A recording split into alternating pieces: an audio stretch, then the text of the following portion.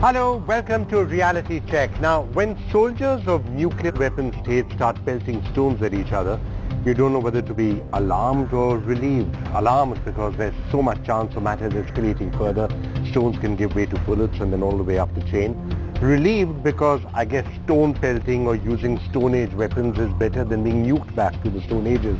All of these thoughts, of course, going through our minds after there have been reports of clashes in Ladakh, after Indian border guards there stopped Chinese troops from entering Indian territory along the Pangong Lake. Now, these are reports of clashes that have been taking place, and reported stone pelting from both sides that has caused injuries to soldiers again on both sides.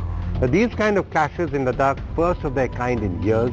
India and China frequently accuse each other of intrusions into each other's territories, but actual violence of any sort is rare. We didn't see it in Doklam all these days and weeks. No actual violence, pushing, jostling, but no violence. Now, we are still to get full details of what exactly has happened in Ladakh. Today, though, senior army officers from India and China have been holding a meeting. They had a meeting to try and figure out ways that some of the tension can come down, at least violence may not escalate. Vishnu Som has been following the very latest on that and now joins us with a special update. Vishnu. Well, this is the area, first of all, where Indian and Chinese soldiers clashed yesterday. It's on the western bank of the high-altitude Pangong Lake in Ladakh. Now, the clash took place between two areas, one called Finger 4 and Finger 5. If you're wondering why why the word finger is used, well, it refers to the spurs in the hill feature in the region which come towards the lake. Today's meeting between brigadier-ranked officers is taking place in an area near the Stangur Gap. It's an area near Chushul, that's to the south of where the incident took place yesterday. Now, what are these officers trying to do? They're trying to strengthen mechanisms. Incidents like yesterday's one doesn't take place again. The meeting began this afternoon. Meanwhile, far away in the Doklam standoff area in east of Sikkim, Indian soldiers gave sweets to Chinese soldiers in the area yesterday on Independence Day. That's news we've got just today. The sweets were in fact received by the Chinese side, which is just a short distance away from the Indian Army. At least officially, both India and China seem to be downplaying whatever it is that has actually happened in Ladakh. Take a look at these two statements. Right of what happened in Ladakh yesterday, is it true that the Chinese officials have sought a flag meeting with the Indian officials today? Madam, this is not a subject the government normally makes a comment on, and you know that. That's still why. 你说的具体情况我不了解，但是我可以告诉你的是，中国的边防部队一直在致力于维护中印边境地区的和平与安宁，而且呢，我们一直在实控线中方一侧巡逻和执行。我们敦促印方恪守两国间达成的有关协议、协定和规定，切实地遵守1959年实控线，切实地维护两国边境地区的和平与稳定。 Now, obviously, at the root of all of this increased tension, and we have to be asking ourselves, is whether this is tension that is going to start spreading from what has been the epicenter for the last so many weeks, which is Doklam. The Doklam standoff, which is showing no signs of a resolution despite weeks of tension. Neither India and China are showing any signs of blinking. The rhetoric, though, especially from the Chinese side, has been rapidly escalating. So all of this is making people wonder, and that's really what we're going to discuss today on Reality Check, whether we're starting to see the first signs of the Chinese saying, all right, look, if you really want to stand off in Doklam, just because India seems to hold many of the edges there from the point of view of terrain, it doesn't mean that we can't start pushing in other parts. We can perhaps start pushing in Ladakh, as seems to be happening, Uttaranchal, or even in Arunachal Pradesh. Now, no confirmed reports of any intrusions anywhere else, but that's a possibility that India needs to keep in mind, and we're going to ask our experts whether they are at all feeling that that's a possibility. One other thing, interestingly, that's starting to happen is a lot of talk suddenly coming out in international press about Bhutan and Bhutan's role in all of this. This article, for example, in the New York Times, which is questioning whether Bhutan is in some way feeling that India's protective embrace has become somewhat suffocating. This article talking to Bhutanese opposition leaders to say, in case of a war between India and China, we would be the meat and the sandwich. And Bhutanese officials, this article says, have been maintaining a pointed silence, preferring ambiguity to the risk of offending India or China. Now, articles like this, of course, interesting coming because the basic position that India is of course taking is India is there essentially to defend Bhutan's interests. So are we starting to also see the PR battle being stepped up a bit by China? Now joining us to discuss all of those issues, a pleasure as always to have Brahma Chellaney joining us, who's really been perhaps one of the people talking the most about all of these issues in quite some time. Sheshadri Chari joining us as well, perhaps giving us some sort of a sense of what the BJP and the government may be thinking. J.V. Shekil is joining us to give us a position and a Congress point of view. It's a great pleasure to have with us Lieutenant General Shankar Prasad. It's always a pleasure, sir, to be hearing from you and to get your views on this. And Manupabi has been closely following this, being here telling us analysis from the ground. Now, I'm just going to start with you before I go to somebody else.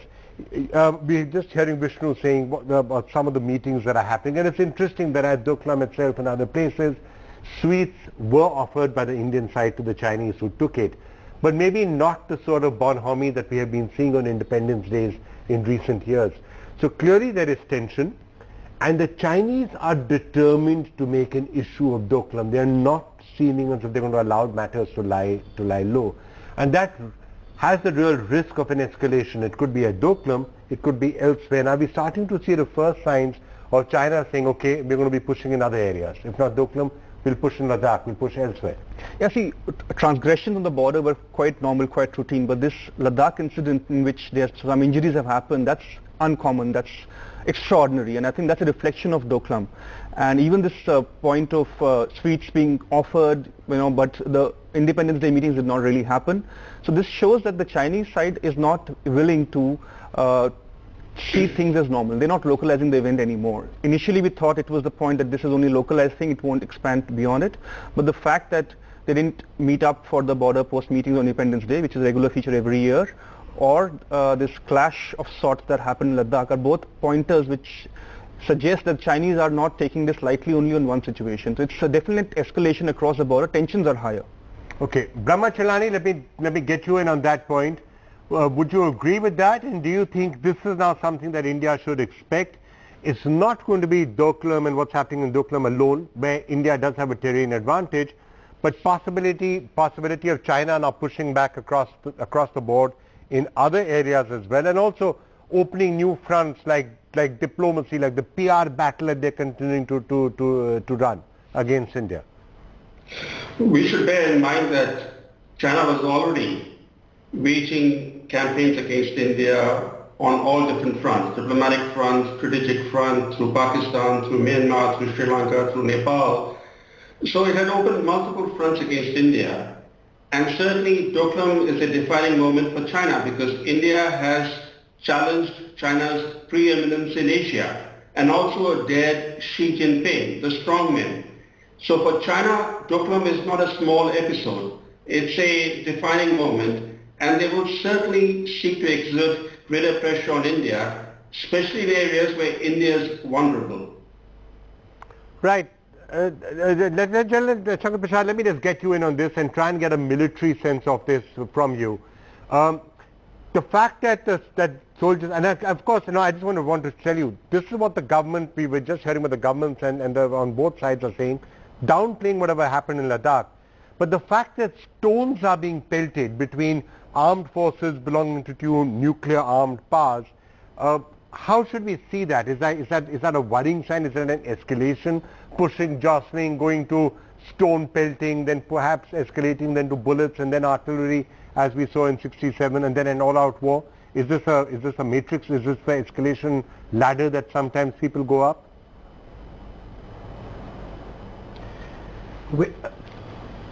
Vikram, while it may be so or it may not be so, but how I would look at it is that this is definitely an escalation. It's something that is heading towards escalation. Whether it's in Doklam or whether it's in eastern Ladakh or maybe a little later in Arunachal Pradesh. The simple fact is this, that we have to see the ground realities. The ground reality, as you have rightly pointed out this evening, that in Doklam we have adequate superiority, not only in terms of terrain, but in terms of numbers, in terms of weaponry, in terms of administration, and in terms of logistics.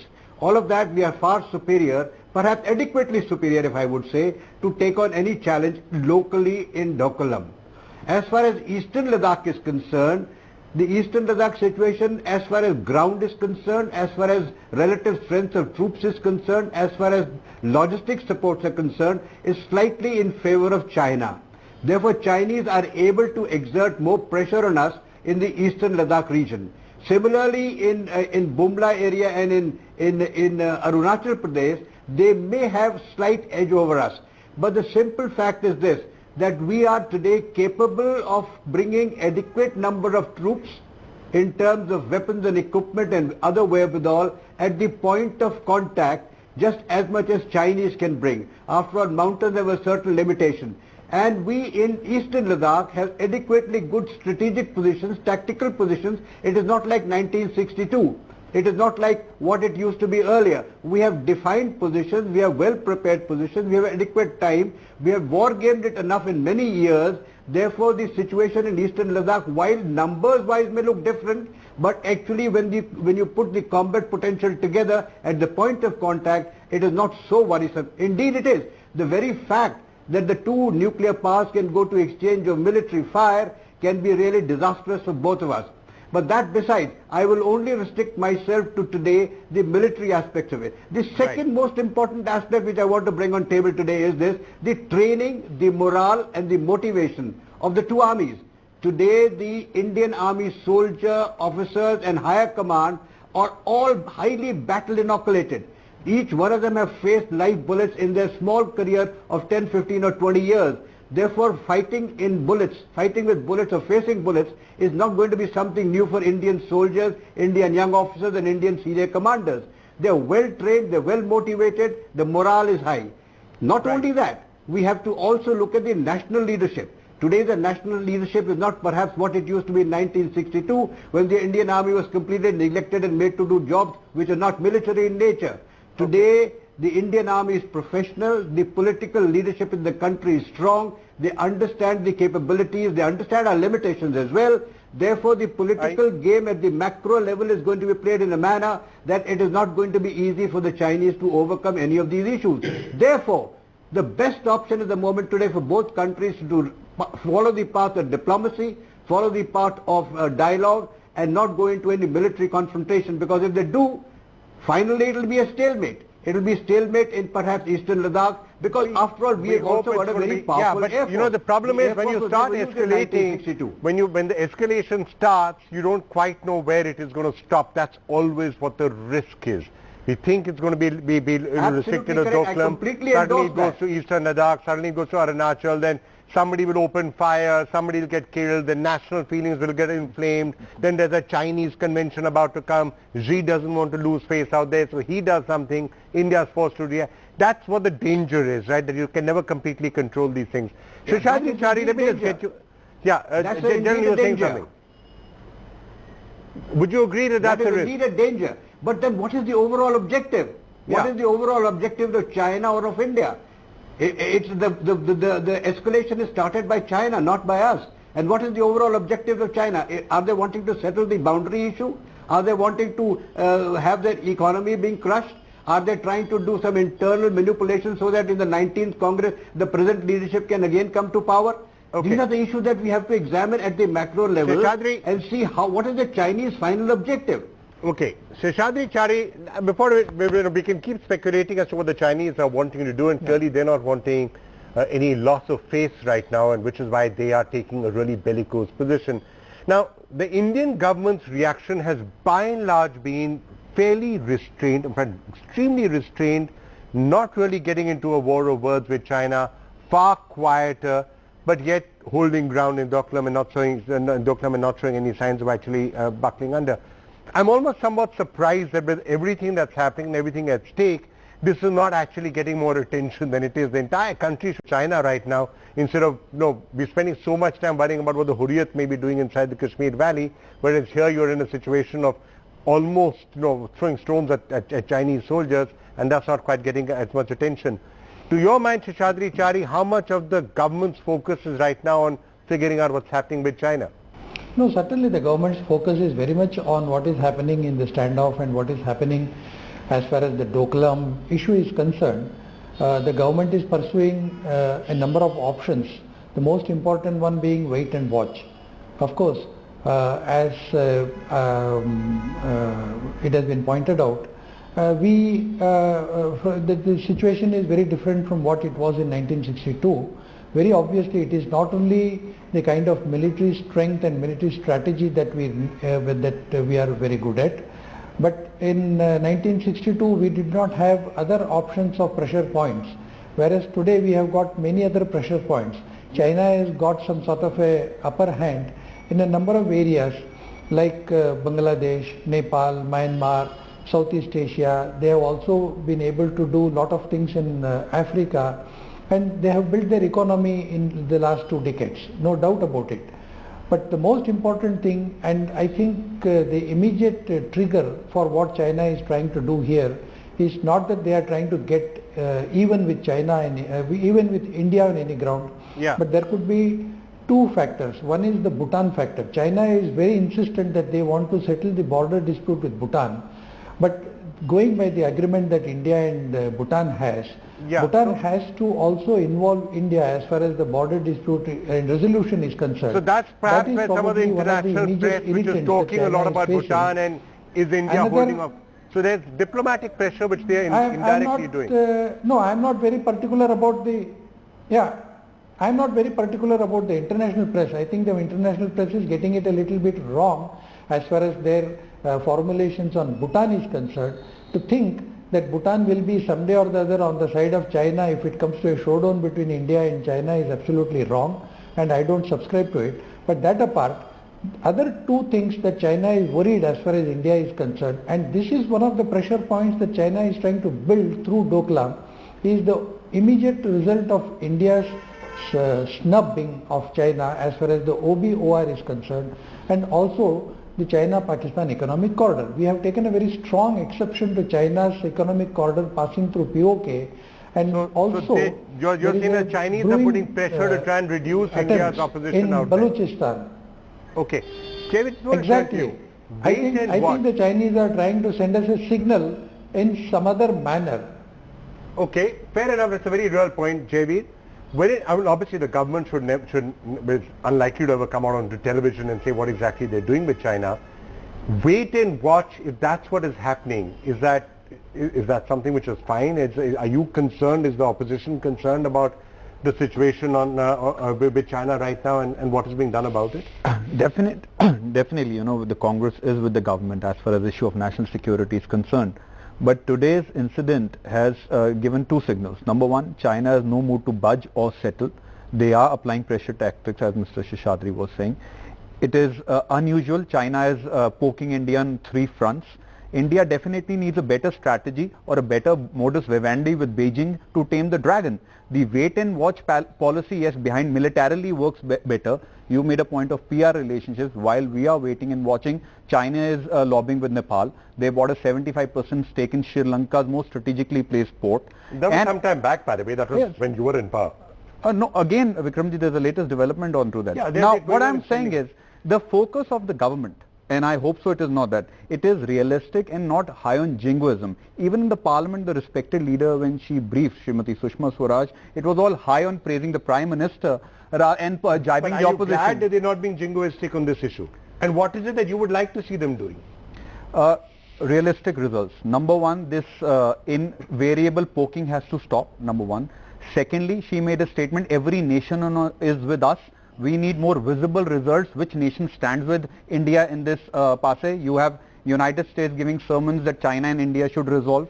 But China is openly lobbying with Nepal, so we need visible results as far as that is concerned.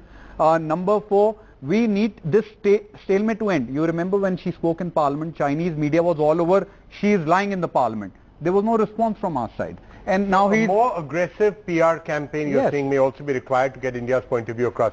Let's come to the others and get their sense on what you think, because look, it's obviously a difficult situation which is being faced right now. We've looked at various aspects of this, including the economic aspect of it in the recent past.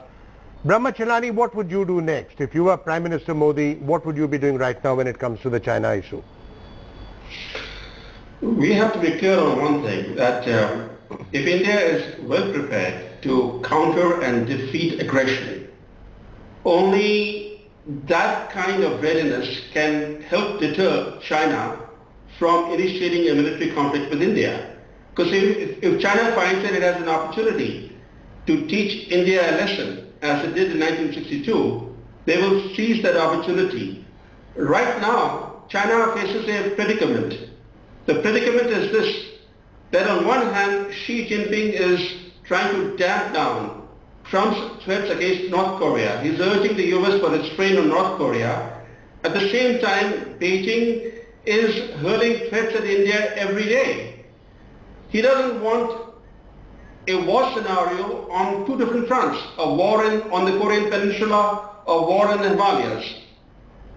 If you look at China's use of military force since 1949, ever since China came on the communist rule, four elements have been common. One, deception. Two, shrewd timing.